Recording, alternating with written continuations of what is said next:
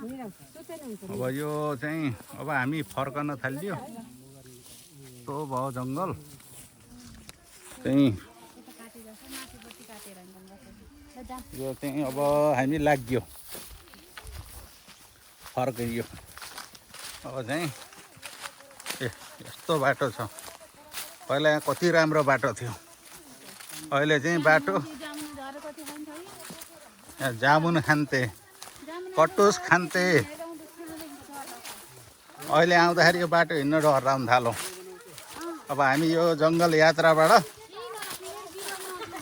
सहर यात्रातिर हिँड्दैछौँ। यस्तो सहर छ यो, तर जङ्गल छ। ल हेर्नु, ओ गाईहरू हेर्नु होला। यो दृश्य ह्युज जङ्गलहरूको यस्तो छ अगाडि। अब यिनी घुमफिर्न आएका हेर्न आउँदाखेरि यो हरिबिजोक जुत्ता खोलेर हातमा साट्नु भयो, लर्कन पनि सकिन्छ भनेर। बुट्टाका पात झरेर पर्सौला भएर कति उहाँ पुगिसके। हामी यहाँ पछाडि छौँ, हिँड्न गाह्रो छ। धन्न झोला बोकेर आइन्छ। झोला बोकेर आए भए त बिजोक त बिजोक, हरि बिजोक नि। यस्तो छ यो बाटो। उँधो यस्तो छ, हाँडा उँधो गइयो भने बस न्यार खोला पुग्छ। हाँडा उँधो चढ्यो भने न्याउ खोला,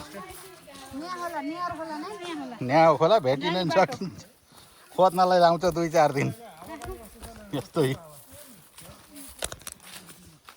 के हाल्ने। पहिला यो ठाउँ कति रमाइलो थियो, अहिले यस्तो भयो।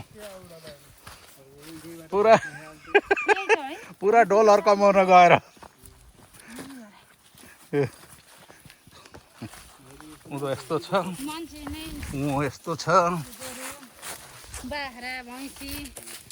पाल्थे यहाँबाट गोरु चराउँथे होइन।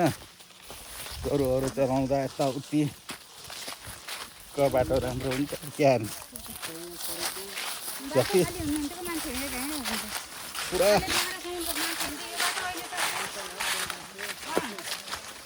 अहिले चाहिँ पुरो सम्म ठाउँ खोज्न थाले जनताले, सुविधा खोज्न थाले। त्यही भएर सुविधा खोज्दाखेरि गाउँ रीति हो।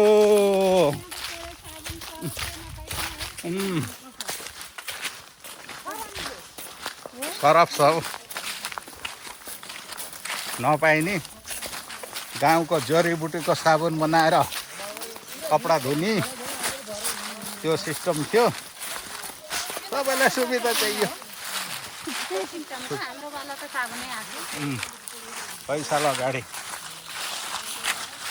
हामीले पनि बिर्स्यो। अब दोकान त यहीँ छन्। अब उता पलतिर गएपछि यहाँ पुरा खाली हो।